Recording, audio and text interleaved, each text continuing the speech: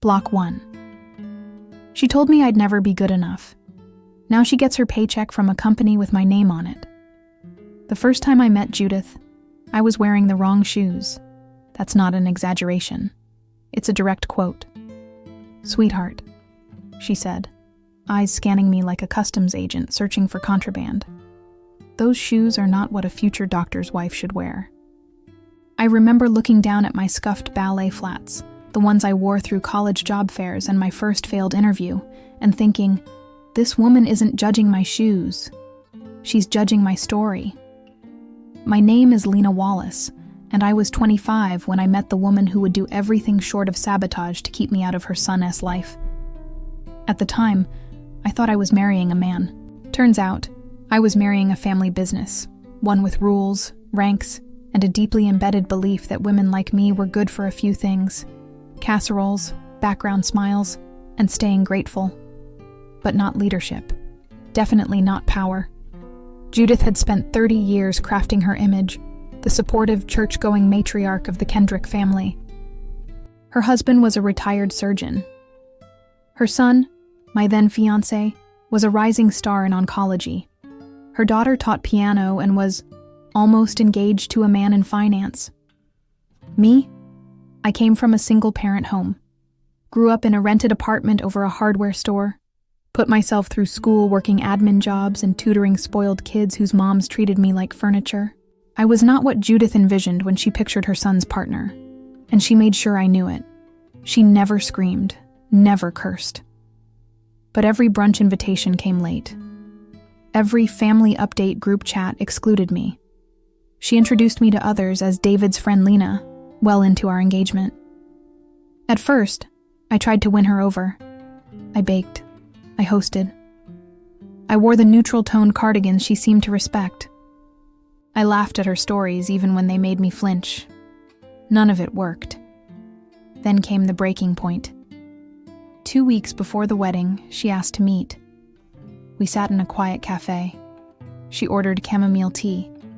I didn't order anything. She didn't waste time. "Lena," she said, folding her hands like she was about to deliver a medical diagnosis. "This isn't going to last. You'll either hold David back or force him to carry you, and I won't pretend to support that." I stared at her, speechless. "You're not from this world," she continued, "and you never will be. I won't stop the wedding, but I won't fake acceptance either." She stood up, left the tea untouched. I remember sitting there for 20 minutes afterward, blinking so hard my eyes hurt, wondering what I'd done wrong. 2 years later, we divorced. David cheated, with someone his mother did approve of. No surprise. What Judith never knew, what no one in the Kendrick family ever bothered to ask, was what I did next. They assumed I crumbled, but I didn't. I started over, quietly. Used the last of my savings to launch a consulting brand for small women-owned businesses. Worked from libraries, coffee shops, my car, grew a client base, built a team, rebranded, scaled. 6 years later, I own a hybrid consultancy with over 40 employees and a branch that offers contract work to medical admin teams. And 2 months ago, guess who applied for a remote position? Judith Kendrick. She didn't recognize my married name on the hiring documents. Didn't recognize my voice during onboarding. She reports to my operations manager. She calls me Ms. Wallace in emails, and every time I read one, I smile, because she doesn't know yet. But she will. Block 2. I could have fired her. But what's the point of revenge if they don't even know who won? The first time I saw her name in our system, I froze. I was reviewing the weekly onboarding report from HR when I spotted it. Judith A. Kendrick, Remote Admin Support, Tier 2 contract. For a second, I thought I was hallucinating. But no. Same middle initial. Same hometown. Same tight resume, dressed up to sound more impressive than it was. I clicked her application. She'd listed decades of managing medical office operations, which sure she had. In the same suburban clinic she used to brag about over Christmas dinner back when I was still part of the Kendrick circle. She included a cover letter, It was bland, professional, boiled chicken in paragraph form. But one line stood out. I've always believed in elevating the people around me and being a steady, supportive presence. I actually laughed. Alone at my desk, just laughed. Judith, the supporter. Alone at my desk, just laughed. Judith, the supporter. The same woman who once told me, with cold sincerity, that I was lucky David didn't attend things before the wedding, because he had the decency to give it a shot. Now she wanted me to give her a shot. Oh, the irony. My operations manager, Tanya, had no idea about our history. Why would she? Judith was just another remote contractor to her, one with decent typing speed and no obvious red flags. She's polite, Tanya said. A little formal, but responsive. She'll probably be low maintenance. I nodded, hiding my smirk behind a coffee mug. Judith's official start date was January 8th. I made sure to be on the welcome call. Camera off, voice modulated by the soft echo of a Zoom filter I'd grown accustomed to. She didn't recognize me. Why would she? She didn't see me back then either. On paper, she now worked for Era & Co., a boutique consulting agency that grew fast, built quietly, and marketed itself with modern visuals and a vague luxury feel. My married name, Lena Collins, was nowhere on the website's About section. We kept things founder light, deliberately. It allowed for a certain freedom. But internally, everyone knew the initials ERA stood for something. Everything I refused to abandon. Because that's what I built this company on. The pieces of myself that people like Judith tried to erase. My voice, my ambition, my right to belong. Now she submitted her invoices to an internal portal I created. She took assignments from team leads who answered to me.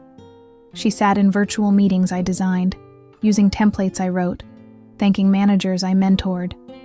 And still, she had no idea. The question gnawed at me. Should I tell her? Should I schedule a one-on-one? Turn on my camera? Smile sweetly and say, Judith, it's Lena. You work for me now? How's that chamomile tea tasting these days? It would be so easy. But something held me back. Because revenge, real revenge, isn't just about the moment they realize. Sometimes it's about the slow burn. Letting them exist in your world. Letting them follow your rules. Letting them unknowingly build the empire they once doubted you could hold a hammer in. Every email she sent me with Dear Ms. Wallace, every polite sign-off, every tiny act of compliance, was another thread in the tapestry of silent justice, and I wasn't ready to ruin it yet. Block 3. She said my name, not knowing she was saying it to me. It happened on a Tuesday. Our systems went down. A temporary sync issue between our project management board and the billing platform. It wasn't a huge deal, but it caused a backlog of reports, and tensions were higher than usual. Tanya looped in a few admin contractors to help sort through duplicates. Judith was one of them. She was assigned to a cleanup group chat, 5 contractors, 2 junior analysts, and Tanya as the lead. I was watching silently from the back end. I do that sometimes. Not micromanaging, just observing. Reading tone, tracking patterns, sensing who's proactive, who's just coasting. That's when it happened. One of the younger analysts, Emma, vented about the process being a mess and joked that she was ready to call the CEO and cry. Judith replied, don't bother. These founders are all the same. Startups love their chaos. That's why I prefer old-school structure. I used to work in real medicine, not this Etsy for business nonsense. A pause. Then, funny thing is, this whole company reminds me of someone I used to know. She was all ambition, no pedigree. Thought she could marry her way into success. Didn't last. I froze. The next message came seconds later. Name was Lena Wallace, actually. Haven't thought of her in years. Poor thing. Had no idea how out of her depth she was. Silence in the chat. Then one person dropped a neutral emoji. Another changed the subject. Tanya didn't respond at all, but I did. Not in the chat. I went into Judith's internal file, flagged the conversation, saved the transcript, forwarded it to our legal liaison in HR with one sentence. Mark for documentation. No action yet. I didn't want her fired. Not yet. Because she had just done what she always did. Underestimated the room. Assumed the people listening were beneath her. That her words didn't reach anyone who mattered. But they did. They reached me. She had no idea that the poor thing she name-dropped was reading her words in real time, sipping mint tea from a mug with CEO, not Cinderella, written on the side. I didn't cry, didn't rage. I sat there, still as glass, and smiled. Because that message was everything I needed. Proof, confirmation, and the perfect opening. The thing about villains like Judith is they never see the second act coming. They think the damage they did is buried, forgotten, absorbed. But I wasn't buried. I was planted. And now, I was blooming. So I wrote a short note. Not for HR, not for Tanya. Just for me. I typed, "Hello, Judith. You once told me I didn't belong. Now you process invoices for the company I built from the ground up. This time I'll be the one deciding how long you last." I didn't send it. Not yet, but I saved it. Like a match waiting for dry paper. Block 4. She sat in the third row, clutching her name tag. Still unaware she helped build the empire that now bore my fingerprints. 3 weeks later, we hosted our first ever in-person team summit. Just a half-day event. Casual, downtown. For our mostly remote team to finally meet, shake hands, swap stories, take selfies. We booked a boutique event space with tall windows, string lights, and curated snack boards. I wore navy wide-leg slacks, a soft white blouse, and heels that clicked confidently across polished concrete. I wasn't scheduled to speak until the final session, but I arrived early, mingled with managers, hugged Tanya, complimented outfits, took deep breaths.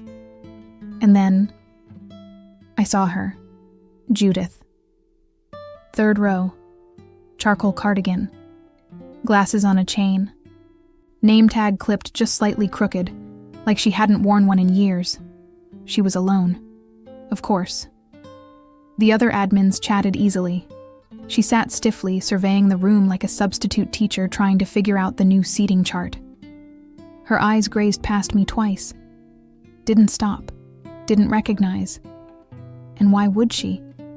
This was my world now. I wasn't the girl sitting in her cafe chair with shaking hands.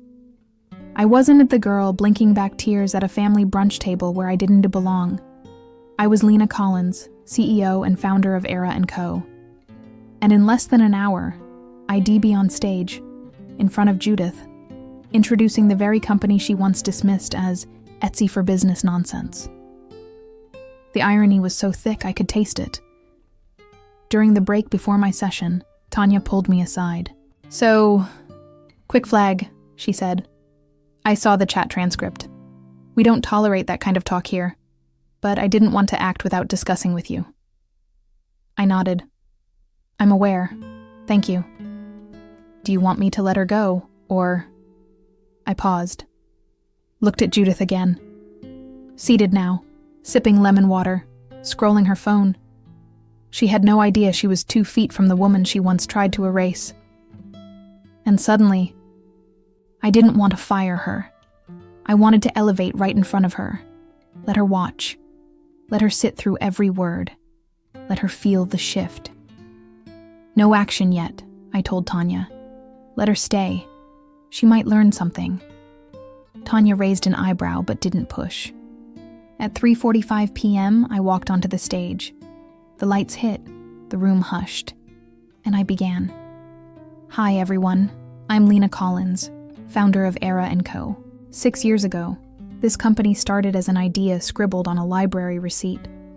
I had no investors, no safety net, just belief in what women can build when nobody hands them a map. A few people clapped. I spotted Judith's eyes lock onto me. Her face didn't change, but I saw it, the flicker. That half-second pause as her memory stirred, as the name Lena echoed louder than it had in years. As her eyes narrowed slightly, calculating. I kept going. This company is built on everything I refuse to abandon. My voice, my values, and my right to take up space. And every person in this room has helped shape what Era is today. I looked at her, directly. She didn't blink. I smiled. The rest of the talk flowed. I shared a few lessons, some numbers, a small client story that got a laugh. People clapped again. Judith didn't. But she didn't leave either. Afterward, as I stepped off stage, a few team members rushed to chat. And then, just as I turned toward the back exit, a voice, behind me. "Lena?" I stopped, turned. Judith stood there, color drained, shoulders drawn in, her face a strange mix of curiosity, discomfort, and something I couldn't place. Recognition, but not respect. Not yet. "I thought you looked familiar," she said. "So, this is your company?" "Yes," I said simply. No explanation, just truth. She nodded slowly. Impressive. That was it. No apology, no flattery, just one word she'd never used in my direction before. And somehow, it was more satisfying than any speech. I turned to leave. But not before saying one last thing. Soft, measured, intentional. "Glad you could make it. Welcome to Era." Then I walked away. Block 5. She called me the next day, not to apologize, but to remember who she was talking to. The call came at 9:14 a.m., unknown number. But I knew. Judith had never called me directly before, not during the marriage, not after the divorce. She was more of a back-channel kind of woman. The type who preferred information filtered through others, deniability baked into every word. So when I answered and heard her voice, steady but low, I knew this wasn't casual. "Lena, it's Judith." Pause. "I imagine you're surprised." "Not really," I said. Another pause. "Well, I just wanted to say congratulations. Yesterday was a surprise." I didn't fill the silence for her. "I'll be honest," she continued. "When I applied to this role, I had no idea. None. It was strange, seeing you up there." "Strange how?" I asked. "Just unexpected. You've come a long way." I could have said a lot. I could have asked why she never reached out after the divorce, why she erased me so completely, why she sat across from me in that cafe years ago and told me, to my face, that I'd drag her son down. But I didn't. Because I wasn't calling for justice. She was, in her own way. "You were right, you know," she said suddenly.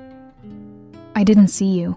Back then, I thought you were chasing status, that you wanted a shortcut." I exhaled through my nose, slow. "And now?" I asked.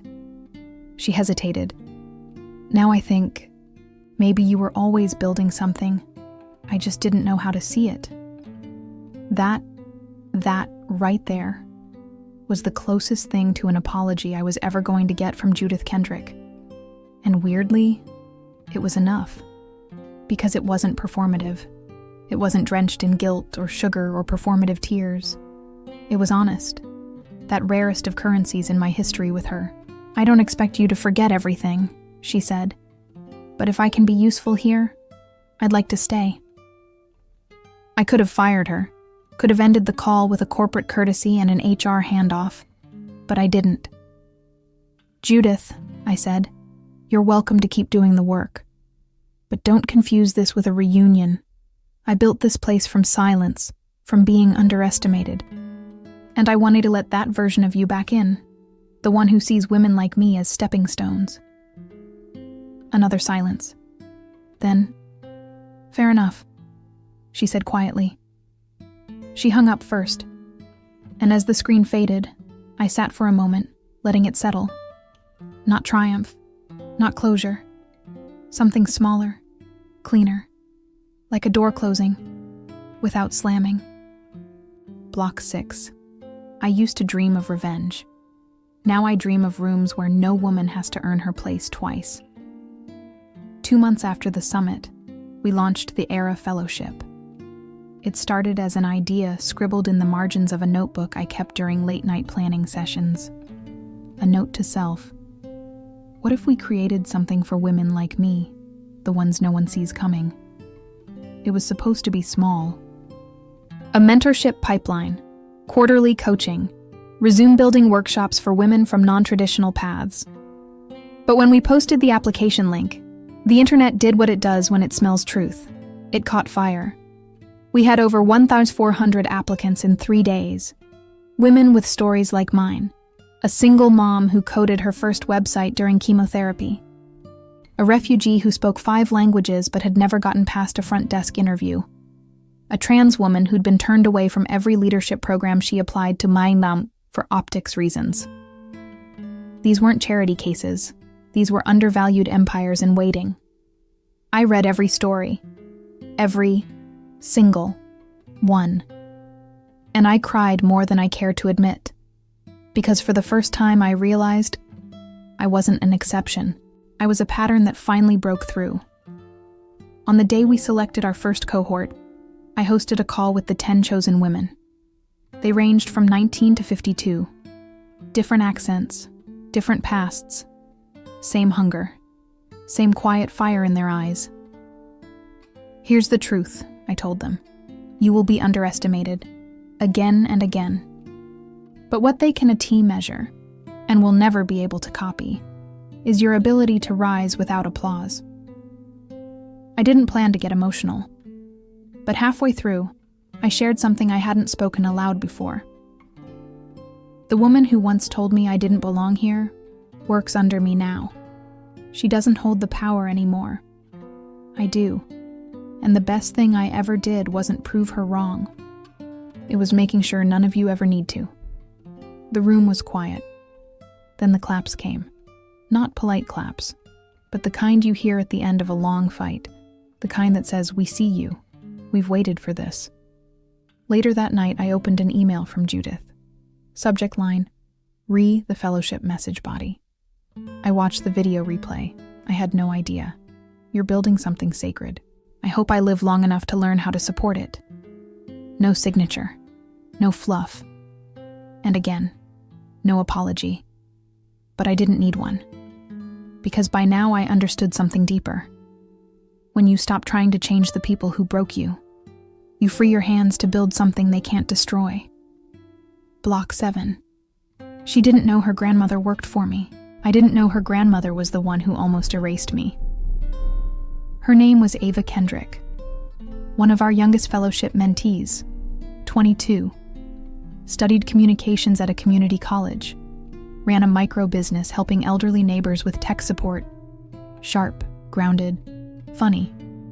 I liked her immediately. There was something familiar in her energy, a soft strength. The kind that comes from growing up around unspoken rules. During her first one-on-one with me, she came prepared with a slide deck and 3 questions. Serious, but not self-important. We clicked. It wasn't until our 4th session that she mentioned it. "Oh, by the way, my grandmother works in your company too." I was shocked when I found out. I tilted my head. "Really? Who's your grandmother?" "Judith Kendrick." My stomach didn't drop. It didn't twist. It just paused, like the moment before a sharp inhale. "She's the one who raised me mostly," Ava continued. "My mom was sick for a while. Grandma did everything. School drop-offs, packed lunches, life lessons. She's got sharp edges, but a good heart. She's proud of me." I stayed silent. Let her speak. When I got into this fellowship, she didn't say much at first. But last week, She called me crying, said I reminded her of someone she wronged, that she never really made peace with it. Did she say who? I asked. No, but I could tell it still sits heavy. I think she's trying in her own way. I just don't know how to help her. I nodded slowly. Sometimes, I said, the best thing you can do for someone with regret is let them watch you become everything they once blocked in someone else. She looked at me, eyes wide. Then she whispered, "Was it you?" I didn't answer. I didn't need to. Her face changed. Not in judgment, but in realization. "I'm sorry," she said quietly. "Don't be," I replied. "You're not her, and I'm not who I was back then. That's the point." Ava sat still for a moment, then smiled. "She's been showing up differently, you know, taking feedback, being soft with people. She doesn't know I noticed. But I did. That night, I couldn't sleep. Not because of guilt, but because of how full circle life can be when you're brave enough to let it spin. Judith didn't just work for me. Her granddaughter was being mentored by me. The woman she once deemed unworthy was now shaping the very legacy Judith hoped to leave behind. That's not revenge. That's redemption, with a twist. I opened my journal and wrote, "We don't always get justice, but sometimes we get something better. The next generation, raised differently, dreaming bigger, with our scars as their roadmaps." Block 8. There was no nameplate between us, no distance. Just a table, 2 wine glasses, and years of silence too big to swallow. Ava invited me to dinner, said she wanted to celebrate the end of her first fellowship quarter. She picked a charming little place near the river, all candlelight and wood grain, the kind of restaurant where water comes in tall glass bottles and everyone speaks just a little softer. I arrived early. Nervous? No, but curious. No. But when I walked in, I immediately saw her, Ava, waving at me from a corner table, beaming like someone who had something planned. And next to her, Judith. Not in her work-from-home cardigan, not behind a keyboard, in person. Plain, real, unavoidable. She stood up as I approached. Slowly. Her posture had softened. Her frame, smaller than I remembered. "Hi, Lena," she said. No, Ms. Collins. No formal shield. Just Lena. I nodded. "Hi, Judith." Ava pulled out my chair for me like a peacemaker at a family summit. "I thought it might be good," she said carefully, "for us to sit down, like this." Judith chuckled, almost to herself. She's always been brave. We ordered wine. Small talk came first, about business, weather, Ava's fellowship milestones. But by the time the entrees arrived, the silence between Judith and me had thickened into something heavier. And finally, she broke it. "You don't have to talk to me," she said. But I'd regret not trying. I set down my fork, looked her straight in the eye. "So try." She didn't flinch. I was wrong. I told myself I was protecting my son. But really, I was protecting my idea of control. I treated you like a threat instead of a gift. And when you left, when everything fell apart, I didn't ask questions. I just erased you. It was easier. Her voice cracked. She didn't look away. When I realized who you were at the company, I thought about quitting. I thought, she'll fire me. She should. But you didn't. You let me stay. And now, watching Ava grow under your wing, it's more than I deserve. I waited a moment, then asked, "Why didn't you ever say this before?" "Because you intimidated me. Not when you married my son, but when you left and didn't crumble." That silenced the table. Even Ava blinked hard. "You weren't supposed to build an empire," Judith continued. "You weren't supposed to rise after being cut loose. But you did. And instead of being proud, I was jealous. I wanted the story to be that I was right about you. And when it wasn't, I punished you with silence. I exhaled, looked down at the table. The wood grain felt like memory. I could have held on to the bitterness, could have told her it was too late, could have carved my pain into the moment like a final warning. But I looked at Ava, her eyes flicking between us like a referee, and said, "I'm not interested in retribution, Judith.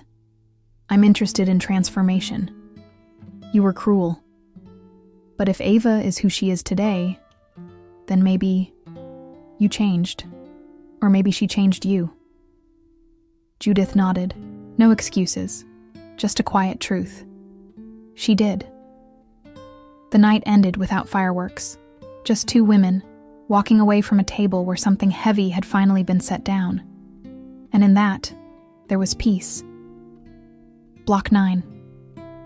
She gave me a letter, handwritten, and for the first time, I cried not because of what I'd lost, but because of what I had passed on.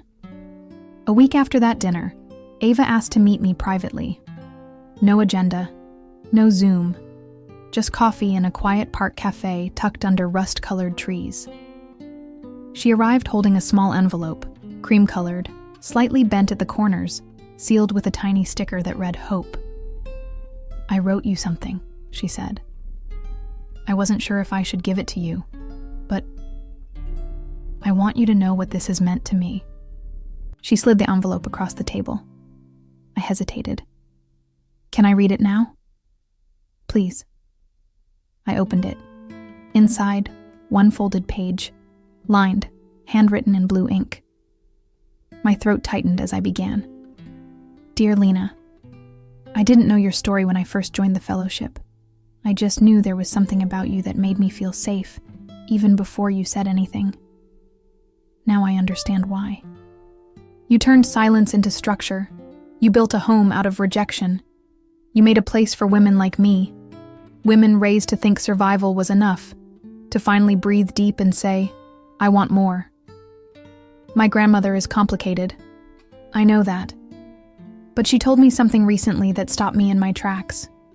She said, 'I used to think strength looked like control. Now I think it looks like Lena. You didn't just change my path. You changed hers too. This letter isn't to say thank you. It's to say, I see you, and I promise to carry what you've built into whatever I build next. Because you taught me that power doesn't mean being loud. It means being undeniable. With love and deep respect, Ava Kendrick." I stared at the paper, not blinking. Because if I blinked too fast, I'd lose it. And I wanted to feel all of it. The validation, the release, the closure I never thought I needed, until this letter gave it to me. "You okay?" Ava asked softly. I nodded, folded the letter, slid it into my notebook like a rare photo you never want to crease. "No one's ever said that to me," I whispered. "Not like that." "It's true," she said. Every word. There, in that quiet cafe, surrounded by falling leaves and warm tea, I felt something shift. Not revenge, not redemption, but recognition. Someone had picked up my torch, not out of pity, but out of purpose. And that's legacy. That's what Judith never understood until it was too late. That you don't build power by keeping people out. You build it by opening the door and staying out of the way. I hugged Ava when we left. Not like a mentor, but like a woman hugging her younger self, the one who once begged for approval and now stood tall in her own light. Block 10. I stood on the same porch where she once told me I'd never belong. This time, I knocked for no one. I just needed to know. I didn't live there anymore.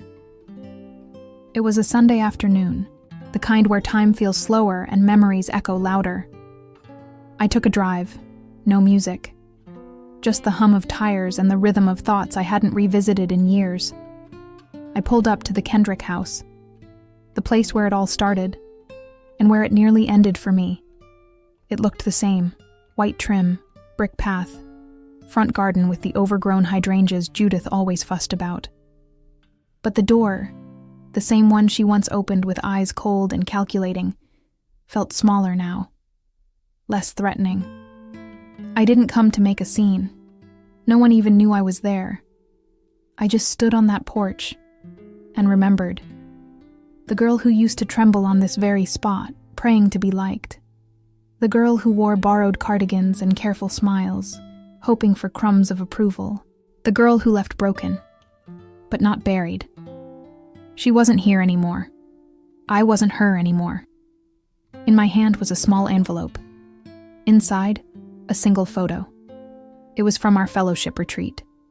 Ava standing between two other mentees, holding up a sign that read, "First Gen, not last." All three of them were laughing, confident, whole. I tucked the envelope into the mailbox. No note, no signature. Just proof that what Judith once tried to erase had multiplied. I turned to leave, walked back to the car. As I opened the door, I felt it. Not a gust of wind, not a chill, but release. Like something exhaled that had been stuck for years. Back home, I lit a candle, took off my heels, sat barefoot on the doormat outside my apartment, the one that still read, "You were safe here." And for the first time, I whispered it back to myself. I am. Because I was safe, seen, self-owned. Not because Judith changed, not because she apologized, not even because Ava found her way to me, but because I stopped asking for rooms to make space for me and started building my own.